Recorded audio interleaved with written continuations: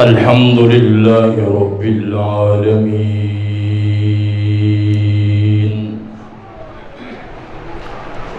والصلاة والسلام على أشرف الأنبياء والمرسلين وعلى آله وأصحابه أجمعين، لا سيما على الخلفاء الراشدين المهديين الفاتحين، ولعنة الله على أعدائهم الرافضين الكافرين المرتدين إلى يوم الدين. أما بعد فأعوذ بالله من الشيطان الرجيم. بسم الله الرحمن الرحيم. ياسين والقرآن الحكيم، إنك لمن المرسلين على صراط مستقيم. قال النبي صلى الله عليه وسلم: القرآن حجة لك أو عليك. قال النبي صلى الله عليه وسلم: سألت ربي عن اختلاف أصحابي من بعدي فأوحى إلي يا محمد إن أصحابك عندي بمنزلة النجوم في السماء بعضها أقوى من بعض، فلكل نور فمن أخذ بشيء مما عليه من اختلافهم، أو كما قال صلى الله عليه وسلم. صدق الله العلي العظيم وبلغنا رسوله النبي الكريم، ونحن على ذلك لمن الشاهدين والشاكرين والحمد لله رب العالمين. تمامی حضرات مل کر ایک مرتبہ بآواز بلند درود پاک پڑھ لیں. اللهم صل على سيدنا ومولانا محمد وعلى آل سيدنا ومولانا محمد وبارك وسلم ثم صل عليه. معزز سامعین و حاضرین، انتہائی قابل قدر میرے غیرت مند غیور نوجوان دوستوں، بزرگوں، بھائیوں، الحمدللہ وقت بہت طویل ہو چکا ہے اور یہ اب بیان کا، تقریر کا وقت نہیں رہا، آرام کا وقت ہے. وہ ایک دیہات میں ایک خطیب صاحب بیان کر رہے تھے تو بار بار وہ کہہ رہے تھے کہ میری ہر بات پر سبحان اللہ کی چھل آنی چاہیے. کیا آنی چاہیے جی؟ سبحان اللہ. آپ ایک مرتبہ کہہ دو کچھ نہیں ہوتا. وہ بار بار کہہ رہے تھے کہ میری ہر بات پر سبحان اللہ کی چھل آنی چاہیے. تو ایک بابا جی کھڑے ہوئے، انہوں نے کہا کہ مولوی صاحب ہمیں بھروسہ ہے کہ آپ سچ بات کرو گے، اس لیے ہماری سبحان اللہ کا انتظار کیے بغیر آپ بولتے چلے جاؤ. تو اگر آپ حضرات سبحان اللہ کہیں گے تو آپ کی بڑی مہربانی ہے، اس لیے کہ وقت کا تقاضا یہ ہے کہ اب آپ حضرات کو تنگ نہ کیا جائے. میں مبارکباد پیش کرتا ہوں عزت مآب جناب قاری محمد بلال معاویہ صاحب کو کہ انہوں نے بہت ہی بہترین اور خوبصورت اور حسین پروگرام سجایا ہے. اللہ تعالیٰ ان کے علم میں، ان کی عمر میں برکتیں عطا فرمائے.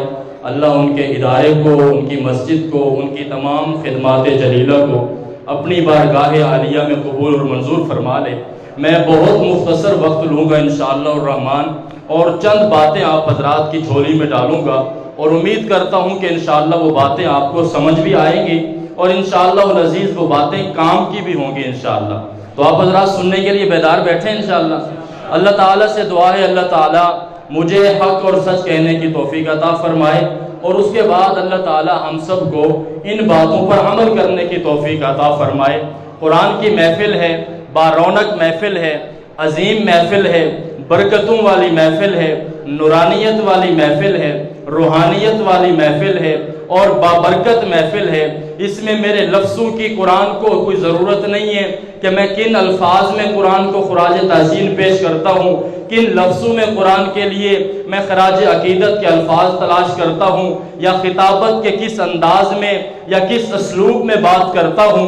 میں اپنے مدعے پر اور اپنے کام کی بات پر آتے ہوئے اپنے موضوع کے متعلق چند ایک باتیں آپ حضرات کی خدمت میں کروں گا۔ میں نے آپ حضرات کے سامنے قرآن پاک کے دل کی 3 آیتیں تلاوت کی ہیں۔ کس کی بھائی؟ قرآن پاک کے دل کی۔ حدیث مبارکہ میں آتا ہے، اللہ کے پاک پیغمبر فرماتے ہیں کہ سورہ یاسین یہ قرآن مجید کا دل ہے، اور جو بندہ ایک مرتبہ سورہ یاسین کی تلاوت کرتا ہے گویا اس نے 10 مرتبہ قرآن پاک کی تلاوت کر لی ہے۔ تو میں نے اسی مناسبت سے اپنے موضوع کے انتخاب کے لیے سورہ یاسین کی ابتدائی 3 آیات آپ کے سامنے تلاوت کی ہیں، اور یہ تینوں آیات مبارکہ آج کے موضوع کی مناسبت سے ہیں۔ اللہ تعالیٰ نے ارشاد فرمایا کہ میں قسم اٹھاتا ہوں اس محکم قرآن پاک کی، یاسین والقرآن الحکیم انک لمن المرسلین علی صراط مستقیم۔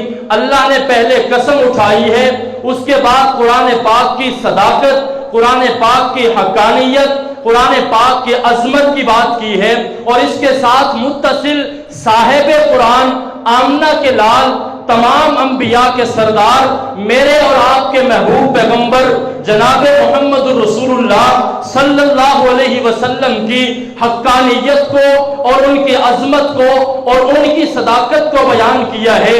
اور آگے اللہ نے ارشاد فرمایا کہ قرآن اور صاحب قرآن آپس میں ان کا بڑا مضبوط تعلق ہے، آپس میں بڑی گہری نسبت ہے۔ قرآن صاحب قرآن کے بغیر مکمل نہیں، صاحب قرآن کے بغیر تعارف نہیں۔ قرآن بھی عظیم ہے، صاحب قرآن بھی عظیم ہے۔ قرآن کو دیکھنے والا قاری قرآن بنتا ہے، صاحب قرآن کو دیکھنے والا صحابی رسول بنتا ہے۔ فرق صرف اتنا ہے کہ صاحب رسول یہ اللہ کی مخلوقات میں سے سب سے اشرف المخلوق سید البشر ہے، اور قرآن یہ اللہ کی مخلوقات میں سے مخلوق نہیں بلکہ اللہ کی صفات جلیلہ میں سے صفت عظیمہ ہے، اور ان دونوں میں بڑا تناسب ہے، ان دونوں میں بڑا گہرا تعلق ہے۔ قرآن سے جڑ جاؤ گے، صاحب قرآن سے جڑ جاؤ گے، صاحب قرآن کے دامن سے دامن پکڑ لو گے، قرآن کے گرفت میں آ جاؤ گے۔ اور جو بندہ قرآن کو پڑھتا ہے، صاحب نصاب صاحب قرآن کی بات کو نہیں سنتا، وہ مسلمان کبھی نہیں ہو سکتا۔ یا صاحب قرآن کی بات کو تو مانتا ہے لیکن قرآن کی بات کو نہیں مانتا، وہ بھی کامل مسلمان نہیں ہو سکتا۔ اس لیے اللہ کے کلام کو بھی ماننا ضروری ہے۔ صاحب قرآن امام الانبیاء، فخر الانبیاء، ساری کائنات کے سردار، حسنین کے نانا، سیدہ فاطمہ الزہرا کے ابا، ابو بکر و عمر، عثمان و حیدر کے پیغمبر، تمام انبیاء کے سردار، تمام انبیاء کے امام، میرے اور آپ کے محبوب پیغمبر کی عظمت کو ماننا بھی ضروری ہے۔ جس نے صاحب قرآن کو دیکھا صحابی بنا، اس نے صاحب قرآن کے جمالات کو دیکھا، کمالات کو دیکھا، عظمتوں کو دیکھا، چہرے کو دیکھا، زلفوں کو دیکھا، آنکھوں کو دیکھا، ہونٹوں کو دیکھا، زبان کو دیکھا، سینے کو دیکھا، چال کو دیکھا، ڈھال کو دیکھا، گفتگو کو دیکھا، انداز کو دیکھا، چلنے کو دیکھا، بیٹھنے کو دیکھا، گفتار کو دیکھا، ہر ایک انداز کو دیکھا، پہاڑ پر چڑھتے ہوئے دیکھا، پہاڑ سے اترتے ہوئے دیکھا، محفل میں آتا ہوا دیکھا، محفل سے جاتا ہوا دیکھا، گھر میں آتا ہوا دیکھا، گھر سے جاتا ہوا دیکھا، منبر پر دیکھا، مصلی پر دیکھا، گھر میں گئے کیا کیا، یہ ساری باتیں جانی۔ بدر میں گئے، دیکھنے والوں نے دیکھا، احد میں گئے، دیکھنے والوں نے دیکھا، تبوک میں گئے، دیکھنے والوں نے دیکھا، حنین میں گئے، دیکھنے والوں نے دیکھا، قرآن کو اترتا ہوا دیکھا، جبرائیل کو آتا ہوا دیکھا، پیغامات کو آتا ہوا دیکھا، وحی کو اترتا ہوا دیکھا، اللہ کی رحمتوں کو برستا ہوا دیکھا، رب کی بارشوں کو برستا ہوا دیکھا، محبوب پیغمبر کی اداؤں کو دیکھا، محبوب پیغمبر کی مسکراہٹوں کو دیکھا، محبوب پیغمبر کے خطبوں کو سنا، محبوب پیغمبر کی اداؤں کو دیکھا، محبوب پیغمبر کی تجارت کو دیکھا، بکریاں چرانے کو دیکھا، گھر کی زندگی کو دیکھا، باہر کی زندگی کو دیکھا، انفرادی زندگی کو دیکھا، اجتماعی زندگی کو دیکھا اور دیکھنے کے بعد محبوب کے پاس آ کر کہنے لگا محبوب ہم نے آپ کو دیکھا ہے، ہاتھ بڑھائیے، کلمہ پڑھنا چاہتے ہیں۔ اس نے کلمہ پڑھا، محبوب نے کلمہ پڑھایا۔ اس کی عظمت کیا ہے؟ اگرچہ نماز نہیں پڑھی، اگرچہ روزہ نہیں رکھا، اگرچہ کوئی دین کا بڑا کام نہیں کیا، ادھر پیغمبر کے ہاتھوں میں ہاتھ دیا، ادھر جنت نے اپنا دروازہ کھول کر صحابی رسول کا استقبال کرنا شروع کر دیا ہے۔ آپ حضرات زندہ بیٹھے ہیں، زندہ بیٹھے ہیں، کچھ بات سمجھ میں آ رہی ہے؟ دیکھنے والوں نے بہت کچھ دیکھا، صاحب کرام صاحب قرآن کو دیکھا، صاحب کتاب کو دیکھا، جبرائیل اتر رہا ہے، صحابہ نے دیکھا۔ سبحان اللہ کہہ دو۔ اگر آپ کا ذوق ہے تو بات کو آگے بڑھاتے ہیں، وگرنہ میری حاضری ہو گئی ہے۔ آپ کا ذوق ہے؟ صاحب قرآن کو دیکھا، والضحیٰ کے چہرے کو دیکھا، واللیل کی زلفوں کو، رعنائیوں کو دیکھا، علم نشرح کے سینے کی رعنائیوں کو دیکھا، یاسین کے دانتوں کو دیکھا، خطبوں کو دیکھا، بیانات کو سنا، الفاظ کو سنا، نبی کے قریب آئے، نبی کے جلد میں آئے، نبی کی قربت میں آئے، نبی کی صحبت میں آئے۔ مقام کیا ملا؟ عظمت کیا ملی؟ پیغمبر کے ساتھ نسبت کیا ملی؟ اب اس کی حیثیت کیا بنی؟ صحابی رسول ہے، نبی کے قریب آیا ہے، کلمہ پڑھ لیا ہے، صحبت پیغمبر میں آ گیا ہے، نبی کے ہاتھوں میں ہاتھ دے کر کلمہ پڑھ لیا ہے۔ اب اس کا مقام کیا ہے؟ میں ابو بکر صدیق کی بات نہیں کر رہا، میں جناب عمر کی بات نہیں کر رہا، میں جناب عثمان کی بات ابھی نہیں کر رہا، میں جناب علی کی بات ابھی نہیں کر رہا، میں عشرہ مبشرہ کی بات ابھی نہیں کر رہا، میں بدر میں جانے والوں کی بات ابھی نہیں کر رہا، میں احد میں شرکت کرنے والوں کی بات ابھی نہیں کر رہا، میں حنین میں آنے والوں کی بات ابھی نہیں کر رہا۔ ادھر نبی کے پاس ایک عام سا بندہ اپنے قبیلے کو چھوڑا، اپنے ریوڑ کو چھوڑا، اپنی قوم کو چھوڑا، پاک پیغمبر والضحیٰ والا چہرہ لے کر میدان میں بیٹھے ہوئے ہیں۔ صبح 10 بجے کا ابھی ٹائم ہوا ہے، یہ صحابی آتا ہے، کلمہ پڑھتا ہے، میدان جہاد سجا ہوا ہے، تلوار ہاتھ میں لیتا ہے، کفر سے لڑ پڑتا ہے، سر جدا ہو جاتا ہے، جسم کے ٹکڑے کر دیے جاتے ہیں۔ ابھی سجدہ نہیں کیا، ابھی نماز نہیں پڑھی، ابھی تلاوت نہیں کی ہے، اس کا مقام کیا ہے؟ میں آپ کو بتاتا ہوں۔ آج کے سارے مفسر، آج کے سارے محقق، آج کے سارے اولیاء مل کر کے اس ایک حضرت اسیلم کا مقابلہ نہیں کر سکتے جس نے 10 بجے کلمہ پڑھا، ظہر کی نماز سے پہلے جنت میں چلا گیا۔ اس کا مقام اتنا اونچا ہو گیا ہے کہ ساری دنیا مل کر اس کا مقابلہ نہیں کر سکتی ہے۔ یہ مقام ہے صاحب قرآن کو دیکھنے والے کا۔ یہ مقام ہے کس کو دیکھنے والے کا؟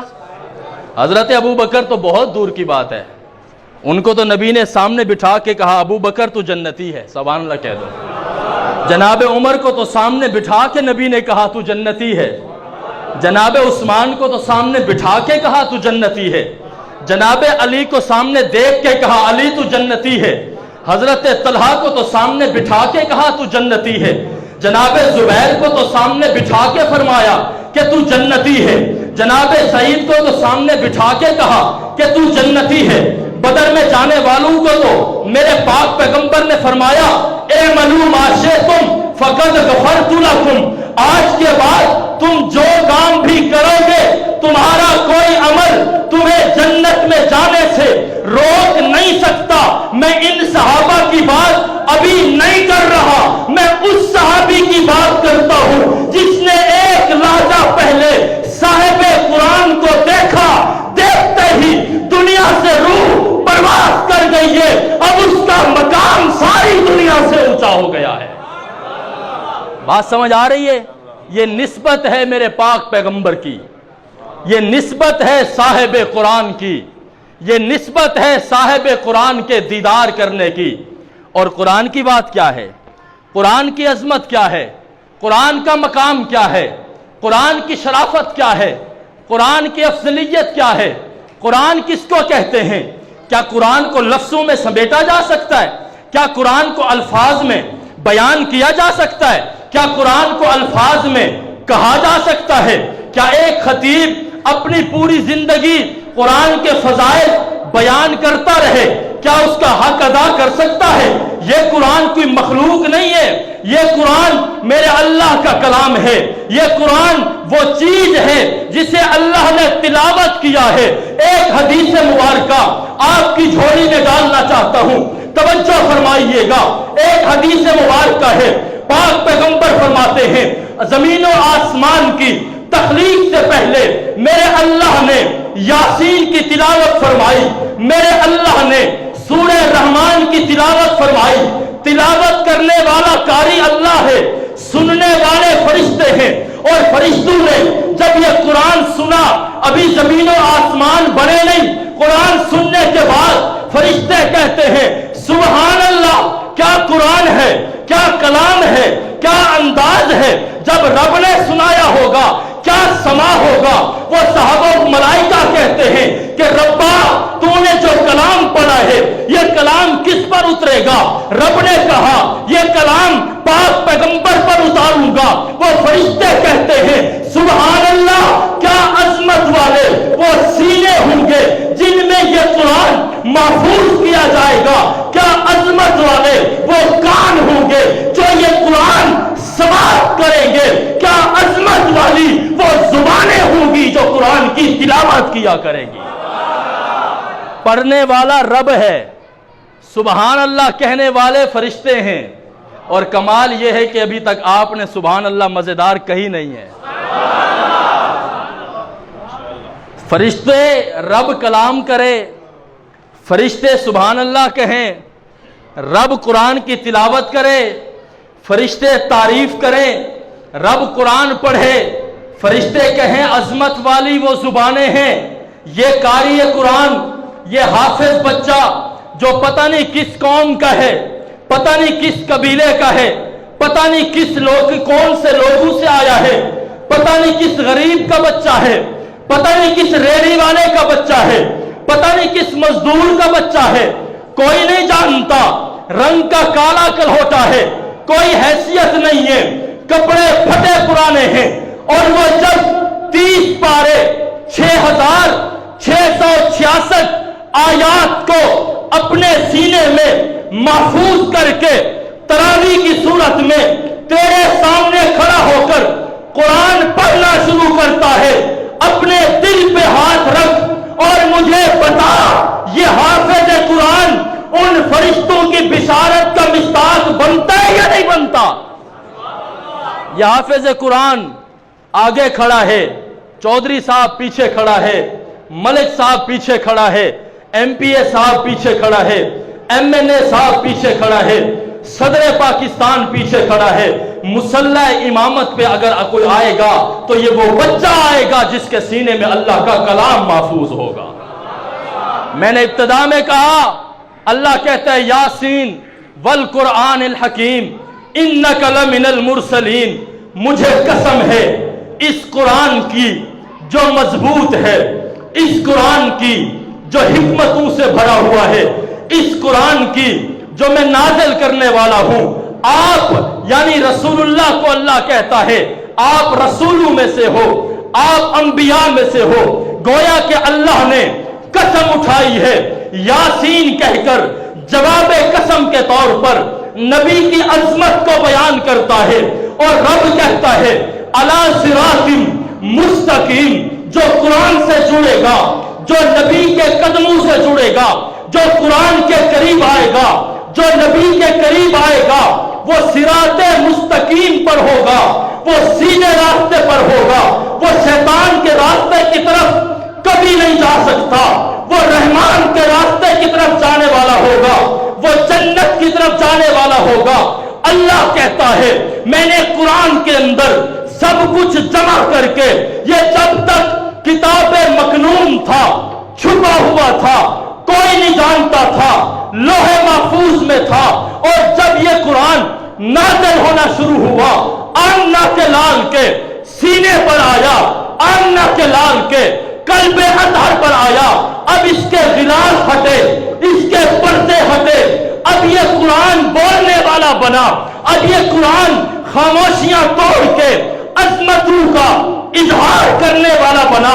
रब की तौहीद कुरान में, नबी की रिसालत कुरान में, अमानत का सबक कुरान में, दयानत का सबक कुरान में, मुआशरे के उसूल कुरान में, सियासत के उसूल कुरान में, कामयाबी के उसूल कुरान में और नाकामी के उसूल कुरान में, अपनों के साथ बर्ताव कैसा हो उसूल कुरान में, तिजारत कैसी हो कुरान बताता है, अपनों के साथ बर्ताव कैसा हो कुरान बताता है, बाजार की जिंदगी कैसी हो कुरान बताता है, नबी से ताल्लुक कैसा हो कुरान बताता है, मस्जिद से ताल्लुक कैसा हो कुरान बताता है।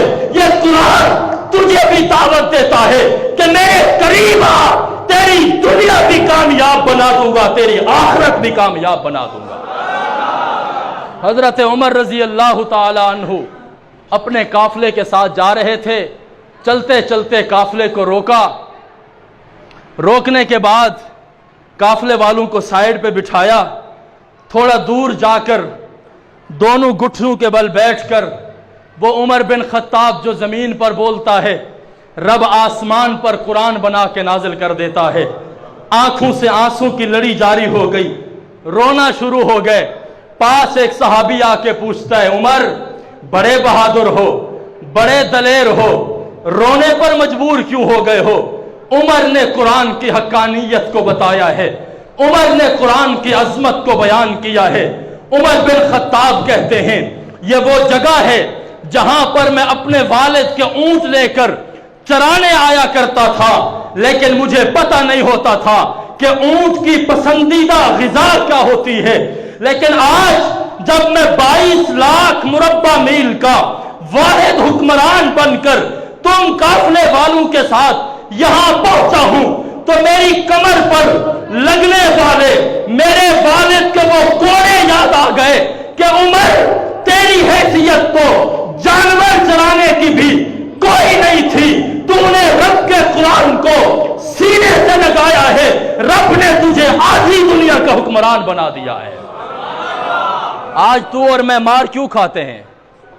तिजारत में घपले, बाजार में बददयानती, नाप तोल में हमारी बददयानती, मस्जिद के साथ ताल्लुक कोई नहीं, मदरसा हमें जहर लगता है, कारिए कुरान से ताल्लुक कोई नहीं, हजार हीले बहाने तलाश करके मौलवी में हम कीड़े निकालते हैं।